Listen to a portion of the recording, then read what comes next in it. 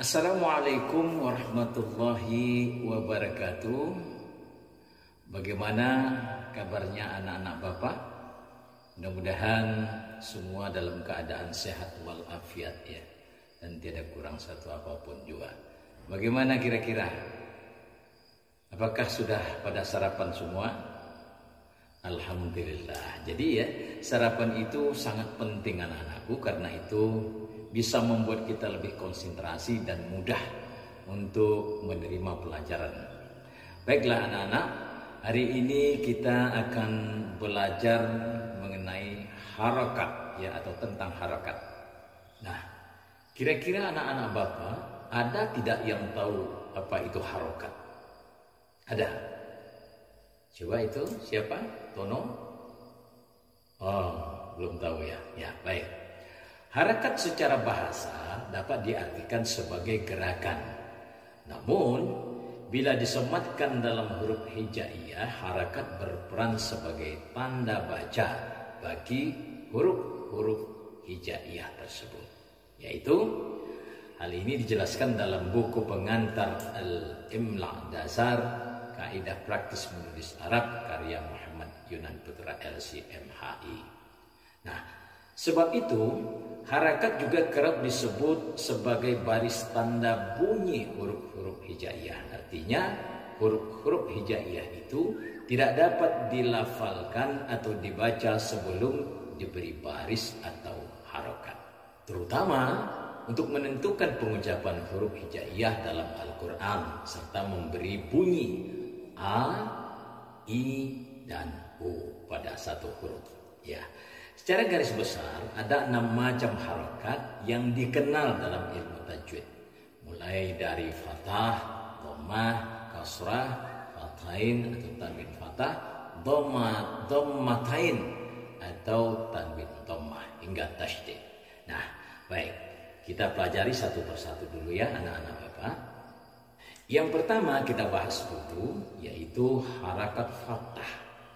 Harakat yang berbentuk layaknya garis horizontal kecil yang berada di atas satu huruf hijaiyah dan melambang fonem A, itu namanya harakat fathah.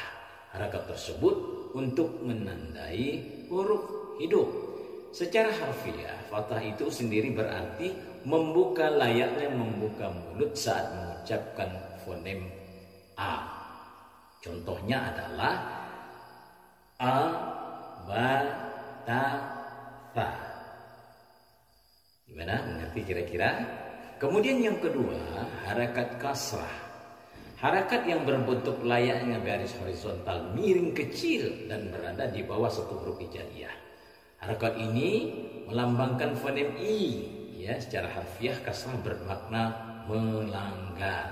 Contoh huruf hijaiyah dengan harakat kasrah adalah ji, ya, hi, kemudian khi atau di. Nah, anak-anak Bapak, kita masuki yang ketiga adalah harakat dhammah. Salah satu harakat dari macam-macam harakat adalah harakat dhammah. Harakat ini berbentuk seperti waw kecil. Ini berbentuk seperti waw kecil dan terletak di atas satu huruf hijaiyah. Harakat dhammah melambangkan fonem U. Ya, kalau tadi A, I, sekarang U. Ya, contoh huruf hijaiyah dengan harakat dhammah yakni ru, ru, zu atau su. Nah, kemudian yang keempat yakni harakat tanwin. Selanjutnya harakat tanwin ini menjadi baris yang melambangkan bunyi an, in atau un sebagai tanda huruf hidup.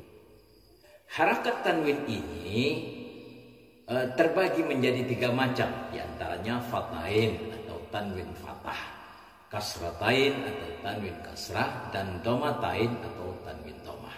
Contoh untuk huruf dengan harakat fathain adalah khan, fan atau an.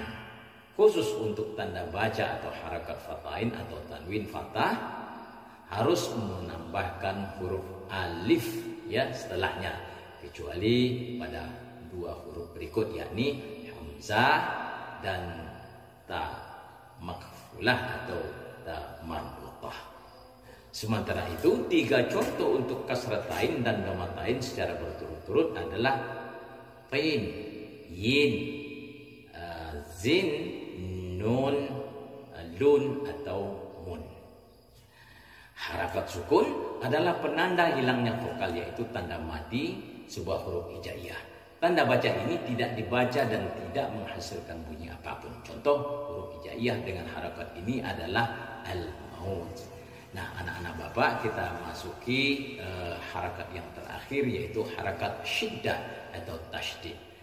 Harakat syiddah atau tasydid yang bermakna tanda baca yang berbunyi tebal atau huruf ganda. Contohnya adalah anna, ya, atau madda.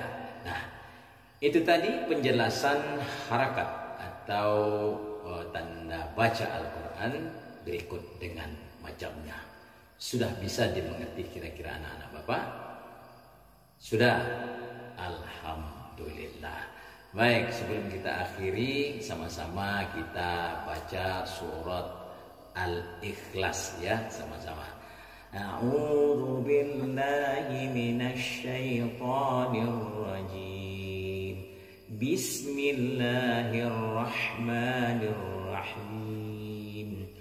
Qul huwallahu ahad, Allahus samad, lam yalid wa lam yulad wa lam yakul lahu kufuwan ahad. Baik anak-anak Bapak, hingga di sini dulu pelajaran kita mengenai harakat. Insyaallah kita bertemu di minggu depan. Akhir kata, wabillahi taufik wal hidayah. Assalamualaikum warahmatullahi wabarakatuh.